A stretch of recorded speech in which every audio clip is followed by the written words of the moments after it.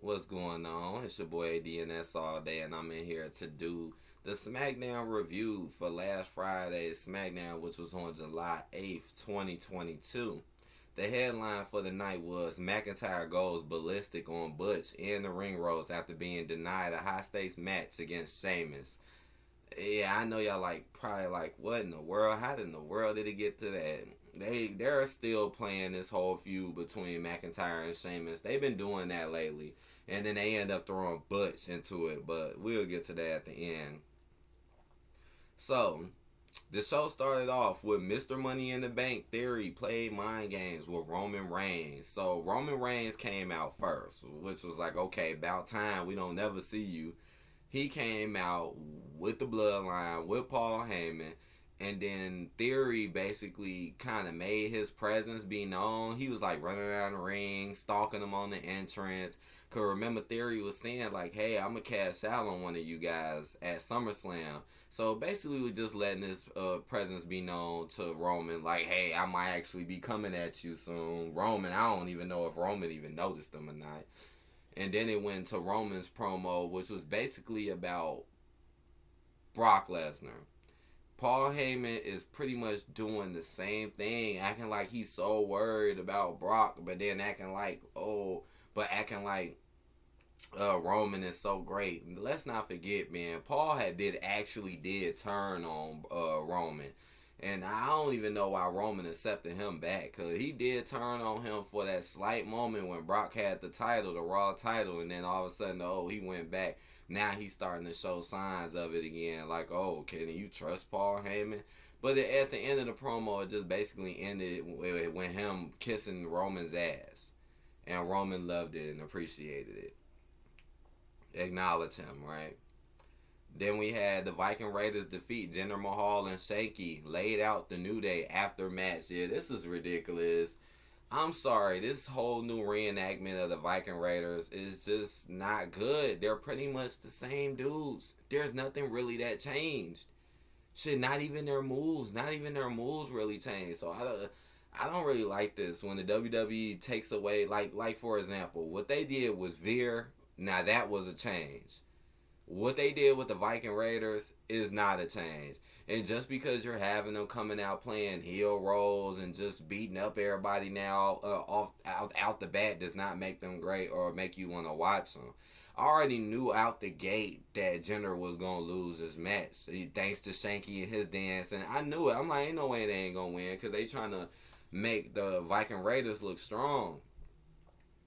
But what really bothered me is how you brung in New Day. You had New Day pretty much admit the fact that y'all got jumped 2 matches in a row, 2 weeks in a row. Y'all got attacked after matches by them. So here we go. Y'all had a match. Now it's New Day's time to get their revenge for being attacked and get them after a match. Oh, what happens? The Viking Raiders just destroy New Day. What type of booking is that? Like, the Viking Raiders are not that great, man. I don't think people are going to be backing them that much. So you booking them all strong and having them beat up New Day like that repeatedly, no. Nah. If anything, you could have more going with New Day because obviously they're more over. It's like you're trying to force these Viking Raiders down our throat. Okay, what did you do? Change their makeup and gave them shields. Wow. They're still the same. Alright. Shinsuke Nakamura defeats Ludwig Kaiser. Now this was kind of unexpected, cause Gunther came out. Gunther is still undefeated. He basically issued a challenge to anybody backstage. Shinsuke comes out, so I'm in my mind. I'm like, oh Lord. I'm like, Gunther is finna just straight smash Shinsuke, right? But they switch it up by having Shinsuke call out Ludwig Kaiser, who this is like his second time wrestling now. We seen him wrestle before. He seemed like he had some skills. Now he's going again.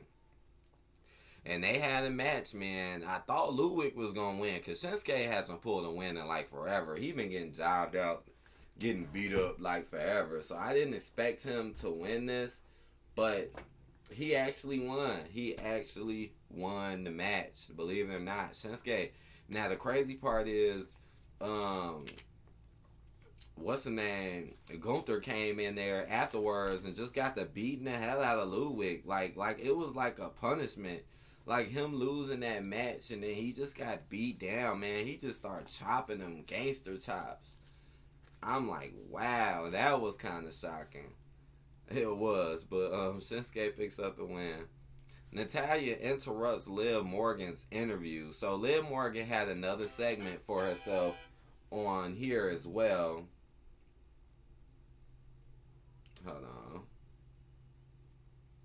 So they confirmed. So Natalya basically interrupted Liv Morgan's promo, which she kind of had on Raw. You know, she did the same thing on Raw.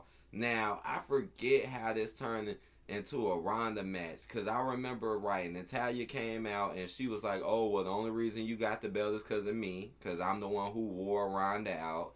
And then Ronda ended up showing up with a leg, acting like her leg is still messed up, and then she ended up showing up and then challenging Natalya. Now that was a shock, because you would think Ronda would be gone after all of that, but she wasn't, and they actually had a match.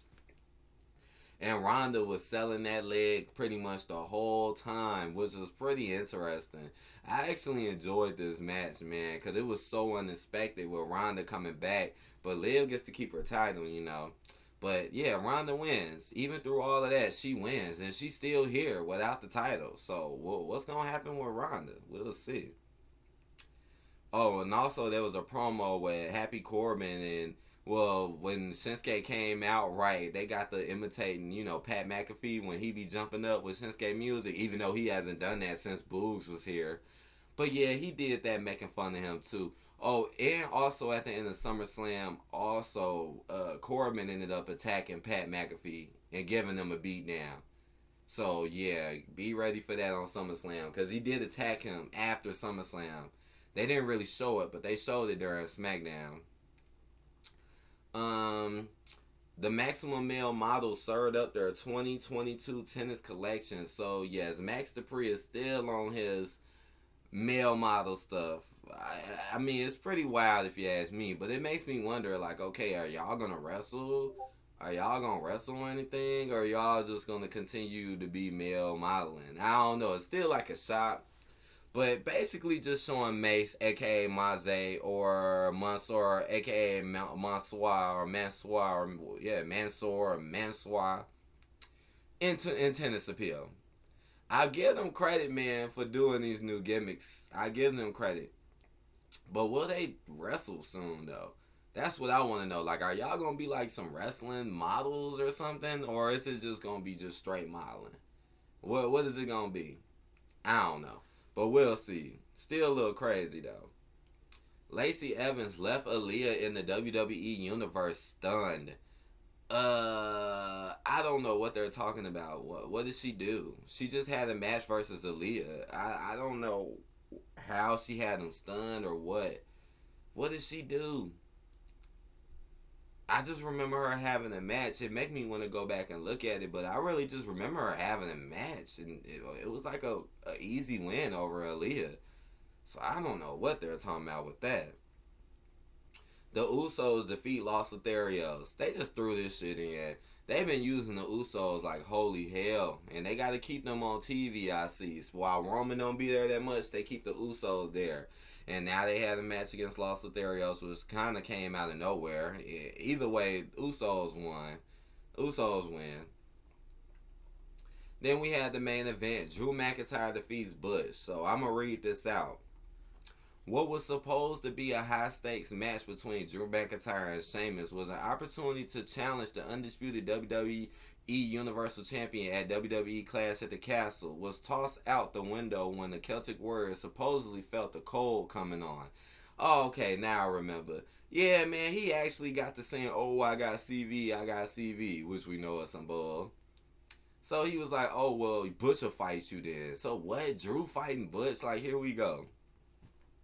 And right, whoever wins this match supposedly gets a title shot against Roman later, or whoever after SummerSlam. 9 times out of 10 Roman.